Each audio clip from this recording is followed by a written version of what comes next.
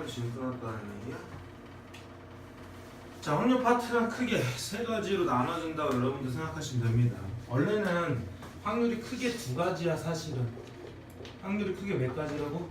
두 가지. 첫 번째는 수학적 확률, 두 번째 뭐라고? 수학적 확률.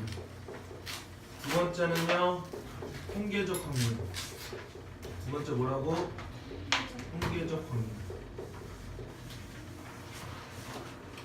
수학적 확률이라는 건 모든 경우의 수분의 특정한 사건의 경우의 수니까 모든 경우의 수가 분모로 하고 특정한 사건의 경우의 수를 분자라고 하니까 이것도 결국 경우의 수는 되죠? 경우의 수가 분명히 합사건으로 분류하는 게 목표라고 했으니까 당연히 여기서도 마찬가지로 합사건으로 분류하는 게 메인이겠네? 네. 자, 그 다음에 이제 통계적 확률이라는 것은 나는데 통계적 확률에서는 여기서 나오지 않아야 되는 게 정상적인 거야.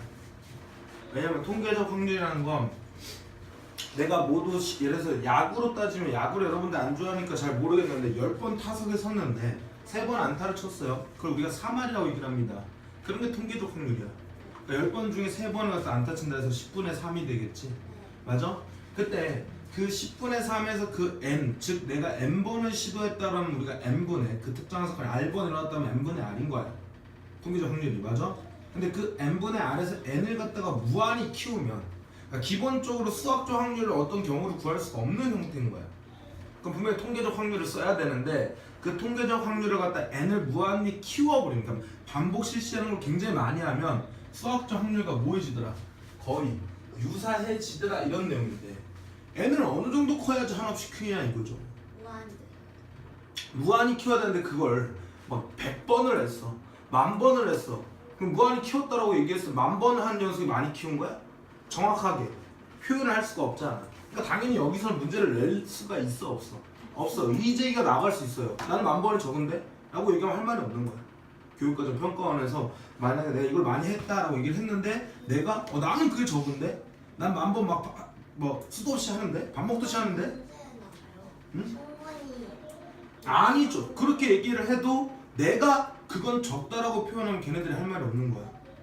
그러니까 한없이 키운다라는 표현의 자체가 어느 정도 그러니까 논란의 여지가 계속 있는 거야. 그러니까 그 틀린 사람이 맘먹고 미친 척하고 뭐 하냐면 난 그게 작은데? 라고 얘기를 하면 그건 작은 수가 돼버리는 거예요. 그러니까 수학적 확률, 그러니까 확률 파트에서 그건 낼 수가 없는 거야. 근데 통계적 확률에서는 정해져 있어. n이 어느 정도 커지면 그 분포 곡선이 누구와 비슷하게 유사하게 따라진다라는 어떤 개념적 정리가 있기 때문에 통계 파트에서 분명히 낼 수가 있는 건데 수학적 확률에서는 내기가 조금 뭐야?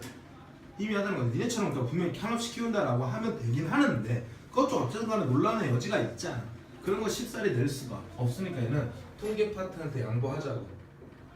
뭐 하자고? 통계 파트에 양보하자고. 오케이? 그러니까 나오지 않아. 쓸데없는 데다가 시간 쓰지 마세요. 한 번도 나온 적이 없으니까 얘기하는 거예요. 그렇죠?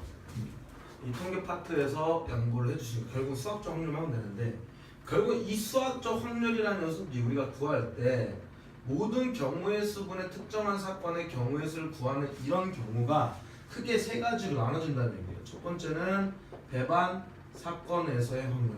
뭐라고? 배반 사건에서의 확률. 두 번째는 조건부 확률. 세 번째는 독립시행에서 일어날 확률로 나눠진다는 얘기. 그러니까 크게 이 세 가지라는 얘기죠. 그러니까 수업도 크게 세 번으로 나눠서 확률 파트를 끝내겠다라는 거야. 네. 이해냐? 네. 그럼 이제 배반 사건이 뭔지를 알았는데 배반 사건은 둘이 뭐야? 동시에 일어날 수 없는 사건을 가리키는 거예요. 이걸 가르쳐서 우리는 배반 사건을 얘기를 하는 겁니다. 그래서 우리가 지금 오늘 해야 될 시간에서 쓰는 거는 이 배반 사건으로 하겠다는 거예요. 그럼 이 배반 사건에서 우리가 확률을 갖다 어떻게 구하냐면 우리가 분명 어떤 경우의 수가 발생이 되면 분명히 합사건으로 분류를 하지 웬만하면 중복되지 않는 걸로 분류를 하잖아요. 그렇죠? 그럼 얘도 마찬가지로 어떤 녀석의 확률을 구하려고 할 때 A 합집합 B라는 녀석이 있을 거 아니야? 맞니? 그럼 그때 이 녀석을 갖다 우리가 구할 때 분명히 이 사건을 A 합집합 B라는 사건을 뭐야? 배반 사건으로 분류를 하는 거야. 그러니까 둘이 동시에 발생되지 않는 녀석으로 고려를 하는 겁니다. 아니 물론 이렇게 계산할 수 있어. 집합처럼 이렇게 계산을 하긴 해.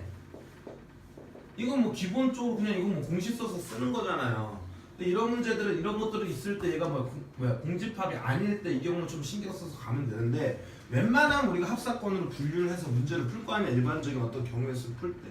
그때 이렇게 중복되지 않는 사건으로 분류를 해주려고 노력을 하셔야 된다고요. 이해했어? 그래서 결론적으로 어쨌든 간에 이 녀석을 갖다 우리가 PA 합집합 B라는 녀석을 구할 때 우리는 분명히 A가 일어나는 사건의 확률과 B라는 사건이 일어날 확률을 구하는데 어떤 문제가 쉬운 문제냐면 A에서 일어날 확률과 B에서 일어날 확률이 같아지라 여겨지는 거야. 그럼 우리가 분명 같아지라 여겨질 때 우리가 하나 더해서 곱하기 2 하는 것처럼 얘도 마찬가지 이거 곱해서 이를 갖다 써주시면 된다는 얘기야. 이해했냐? 그런 문제가 뭐 할 거고? 쉬운 문제일 거고 이 녀석이 분명히 뭐 할 때? 이 둘의 확률이 뭐 할 때? 달라질 때가 분명히 뭐가 되는 거야? 이 둘의 확률이 뭐 할 때? 달라져서 각각의 확률과 각각의 확률을 구하는 형태. 그래서 마지막으로 뭐 해주는? 더해주는 형태의 문제가 난이도가 높은 문제가 되겠다. 뭐 이런 내용이죠. 그리고 그 배반 사건은 2개일 수도 있고 3개일 수도 있고 4개까지도 가능하다는 거예요. 근데 제가요 확률 파트에서 뭐 5개까지 나오는 건 본 적이 없어요. 5개를 구하는 거면 분명히 여사건으로 굴려야 돼. 맞니? 4개까지도 잘 안 나와. 그러니까 보통 한 3개 정도 선에서 끝난다는 얘기입니다. 근데 만약에 어쩔 수 없이 이런 사건을 분류를 해서 여기서 각각에서 여기서 또 분류하는 경우가 생길 수 있잖아. 야, 경우의 수가 그냥 딱 하고 이 사건에서 끝나는 경우가 아니라 이 사건 각각에서 또 분류를 할 수가 있잖아요. 그 경우는 배제하고 얘기한 거야. 여기서 막 3가지 생겨, 여기서 3가지 생겨, 합치면 6가지 생기는 경우 있는데 선생님 그런 거 안 나온다면서요 라고 얘기하면 안 된다고. 처음에 나눴을 때 경우를 가리키는 겁니다. 아니, 지구 끝까지 나누면 되잖아. 우리 3월 모의사도 분명히 29번 문제 그거 분명히 뭐야 지구 끝까지 나눴잖아요. 2가지로 나눠놓고 거기 각각에서도 나눠주는 게 3가지, 4가지 이렇게 나눠줬었잖아. 그치? 그럼 분류하는 연습을 여기서도 마찬가지로 뭐 한다고? 하셔야 된다는 얘기. 오케이? 그럼 당연히 경우의 수를 가지고 확률을 푸는 형태의 문제 있고 확률에서도 분명히 나눠야 되겠네? 그럼 확률을 가지고 분명히 통계 파트에서 확률을 가지고 정의를 내리니까 거기서도 뭐 하는 거야? 분류를 하시는 거예요. 그러니까 주구장창 분류를 하는 거야. 그게 뭐라고? 메인이라고, 메인. 근데 그게 메인인데 그거를 갖다가 너네들이 연습을 안 해. 뭐 하는 거야? 정신이 나간 거죠. 수능을 공부하는 입장에서. 이해해? 그래서 이렇게 크게 3가지가 있다는 거 기억해 두시고 오늘 할 거는 배반 사건에서 우리 확률을 구하겠더라 라고 판단하시면 된다고요. 이해됐냐? 자, 정리됐지? 막 그런 거 있잖아. 계산하는 거 막 PA 합집합 조건이냐 독립이냐 막 이런 거 계산하는 거 2점짜리 3점짜리 문제들은 너네들이 충분히 거기서도 해결할 수 있다는 얘기야. 확률이란 게 뭔지만 아시면 됩니다. 모든 경우의 수분의 특정한 사건이 일어난 경우의 수다 라는 거 인지해 두시고 접근하시면 되는 거야. 만약에 기본 개념을 잘 모르겠다 싶으면 선생님한테 질문해 주셔야 됩니다. 이해냐? 자, 그래서 첫 번째로 자 53번 문제 보도록 할 거야. 뭐 한다고? 53번 문제 보도록 할게요. 자, 여기 보시면 어느 근로자는 지금 일주일 단위로 주간 근무만 하거나 야간 근무만 하는데 앞으로 10주 동안 3주는 야간 근무, 7주는 주간 근무를 한다. 회사에서 주간 근무를 하는 주와 야간 근무를 하는 주를 임의의 순서로 배정할 때라는 거야. 맞아? 그럼 분명히 우리가 여기까지 내용을 읽었어. 이것도 분명히 우리 경우의 수로 문제 푸는 거라 그랬어. 경우의 수 얘는 무슨 계통의 문제입니까? 분명히 경우의 수 문제 어떻게 나누라 했어? 어떻게 나누라 했어? 뭐 무도 끝도 없이 그냥 분류해요. 어떤 계통의 문제인지를 먼저 판단하시는 게 가장 중요하다 그랬잖아요. 그 계통을 어떻게 나누라 했어?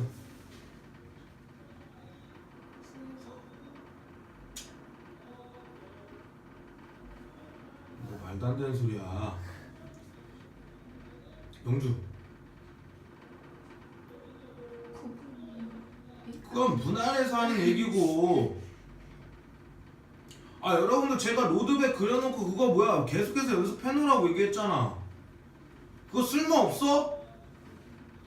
왜 얘기하면 안 들어요? 그거 그대로 시행만 하면 되는데 아니 그렇게 뭐야 내용을 정해놓고 내가 뭐뭐뭐 하겠다라는 걸 머릿속에 인지를 해둬야 내가 이 문제를 풀 때 아 이렇게 풀겠구나 저렇게 풀겠구나 판단을 하실 거 아닙니까? 왜 그런 걸 안 해놓냐고. 뭐 개기는 거야 그냥? 밑도 끝도 없이 개기는 거야? 왜 매번 내가 하라는 대로 안 해? 야 그게 되게 어려운 내용이야? 그거 하는 게 되게 힘들어? 매일매일 그냥 잠깐 잡고 5분만 봐도 되는 거를? 왜 그런 기본기도 안 챙겨주면서 왜 공부를 못한다 뭐한다 이러고 앉아있냐고. 도대체 몇 번을 얘기해야 돼 얘들아. 대학 가기 싫어요? 공부할 마음이 없어? 때려쳐 하기 싫으면. 왜 시키는 대로 안 해? 화딱지나게. 내가 어떻게 하라 했어? 맨 처음에 수년이냐 원수년이냐 같은 것을 포함한 수년이냐 또는 중복 수년이냐 아니면 그것도 아니야. 그럼 뭐야? 경우의 수. 경우의 수도 아니면 조합계통이냐 분할계통이야. 무슨 냉통? 분할과 분배냐 또 뭐야? 집합의 분할이냐 중복조합이냐 자연수 분이냐 이렇게 구분하기가 어려워? 나 그냥 뭐 한 30초도 안 돼서 말하는데? 이렇게 말하는 게 어렵냐고. 그럼 그 계통이 어떤 문제인지를 먼저 판단을 해야 니네들이 이거를 가지고 내가 어떻게 풀어나갔다는 걸 알 거 아니야. 막 수년 문제인데 막 조합으로 풀 거야? 수년 문제인데 뭐 조합으로 풀 수도 있겠지만 수년 문제인데 막 분할로 풀 거야? 내가 너네 사회연구소 문제 풀이 해주면서도 분명히 거기서 뭐라 했어 내가. 이 문제가 어떤 계통의 문제인지를 판단하는 게 더 중요하다 그랬지. 그것만 알고 있으면 충분히 문제를 푸는데 어렵지 않을 거라 얘기했습니다. 근데 판단했다고 못했다고? 못했다고. 왜? 연습을 안 하니까. 얘도 마찬가지로 회사에서 주담을 하는 줄 양을 하는 줄을 임의의 순서로 배정을 한다 그랬어. 그럼 내가 이렇게 얘기해줬잖아. 이제 영주 어떤 패턴의 문제인 것 같아?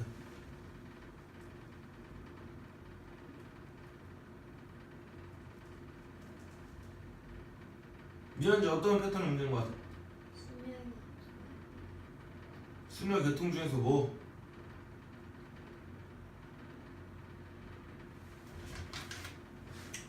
수년이냐 원수년이냐 같은 것을 포함한 수년이냐 중복 수년이냐 이 네 가지 중에 하나만 고르면 되잖아.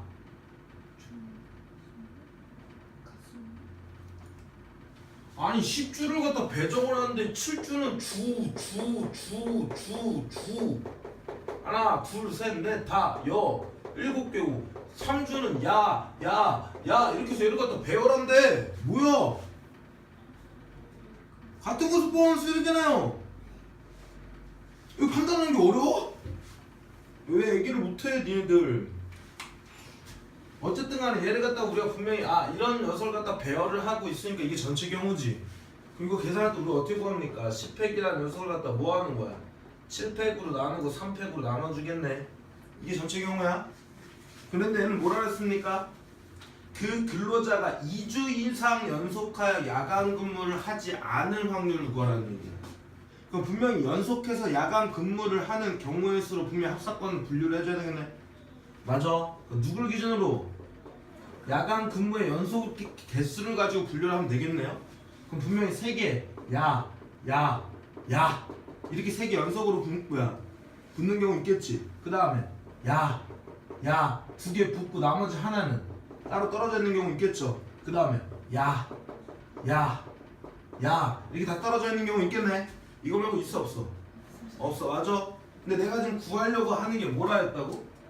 2주 이상 연속하여 근무를 하지 않을 확률이래요. 맞아? 얘를 구하는 거잖아. 야 전체 9에서 얘에서 얘를 갖다 우리가 확률이 1이니까 전체가 1입니다. 그럼 1에서 이거 2개 구해서 뺄래? 아니면 그냥 하나 구할래? 하나 구할래.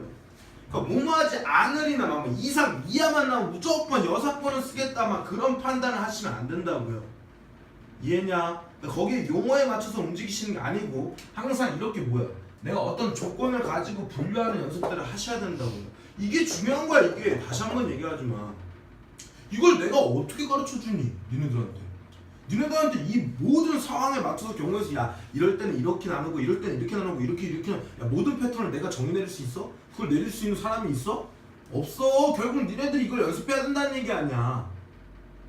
그럼 매번 문제를 풀 때마다 내가 기본적인 어떤 문제부터 이렇게 분류를 하는 연습을 해야 돼? 그게 귀찮은 작업이든 쉬운 문제든 뭐든 간에 무조건 분류를 해야 돼? 분류해야 돼. 이게 핵심이라며.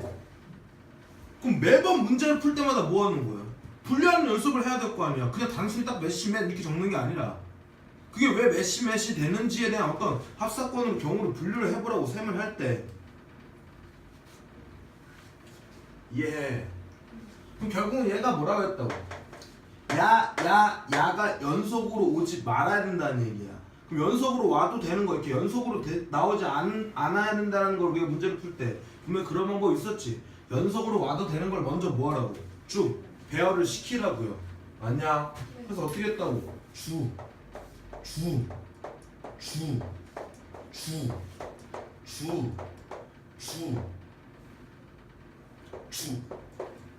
맞아? 그럼 이 사이에다 뭐 하면 돼? 야를 집어넣으시면 되겠지. 하나 둘 셋 넷 다 일곱 여덟 개를 집어넣으면 되는 거야. 8개 중에 3개를. 맞아? 근데 어쨌든 주도 배열을 할 거 아니야. 근데 주는 어차피 이거 배열할 때 분명히 7팩이죠. 7팩을 우리가 7팩으로 나누니까 한 가지네. 그럼 한 가지에다 곱하기 분명히 하나 둘 셋 넷 다 일곱 여덟 개인데 이걸 갖다 3개를 고른다 이렇게 풀지 말라고. 왜냐면 우리가 지금 뭐 했어요?